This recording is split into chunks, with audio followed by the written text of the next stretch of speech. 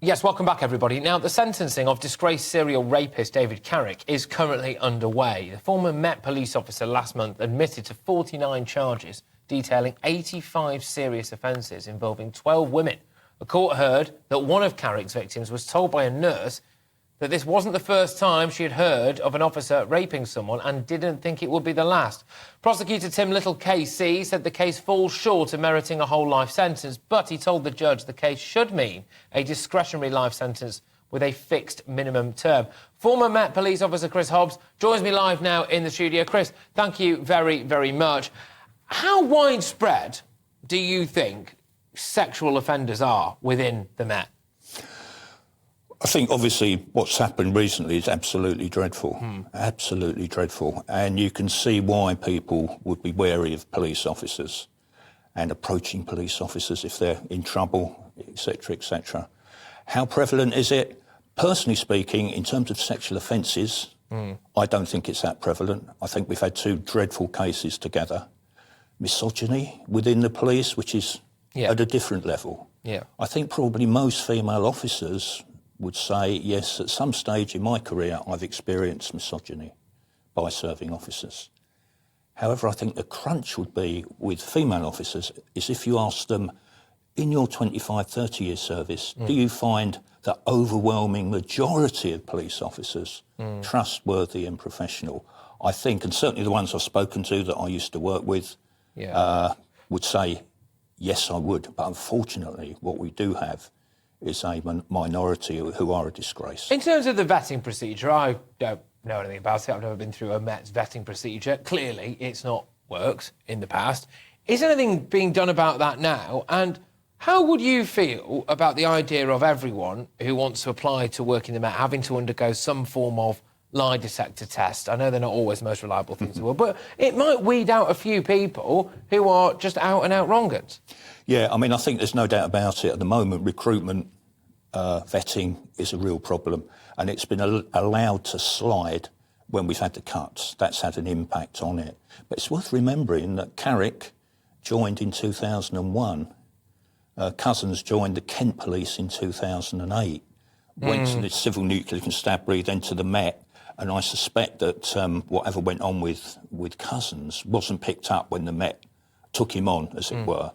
And this has all been looked at by Her Majesty's Inspectorate.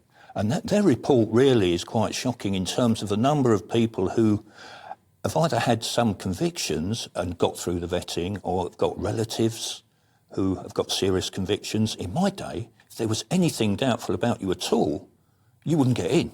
If you had an uncle who was a bit of a criminal, you wouldn't get in. If your neighbours were known criminals, you wouldn't get in.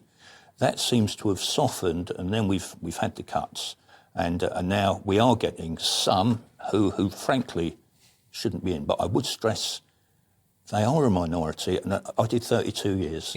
The majority of officers, male and female, I worked with were brilliant, but there were probably around 40 who I felt I met in my 32 years, so I thought, you shouldn't be here. Yeah, I get what you mean. And clearly, look, this individual is absolutely sickening and vile. I mean, the amount of crimes that he's committed and the most horrific crimes that you can possibly imagine, the detail of it is absolutely staggering. You know, 49 charges detailing 85 serious offences involving 12 women. I mean, he is just a deplorable human being. They said it doesn't warrant a full life term, the whole life order. Clearly, it's going to be a very, very long time. What would you like to see done to this guy? I couldn't possibly say that on air. And neither could most of the Metropolitan Police serving and retired would say the same thing. Whole life, without a doubt. Can I ask just about the way other police officers view this? Because we are now having conversations like the one that we're having between ourselves about, is the Met rotten to its core? And when an incident like this happens, it must tarnish every single police officer. Other police officers must, in some cases, want to be locked in a room with this guy. No doubt about that. It makes their job much more difficult. It means they're much more vulnerable to abuse and being attacked. It means they can't always give the help that they might want to give. When I was in the police, probably on 6 occasions, when I was off duty, I encountered distressed females. And I would approach them and say, look, here's my warrant card, I'm a police officer, what's wrong? concerned that they might have just been sexually assaulted. Or Yes. in every case, it was fairly minor boyfriend trouble. You know, I've just split up with my boyfriend.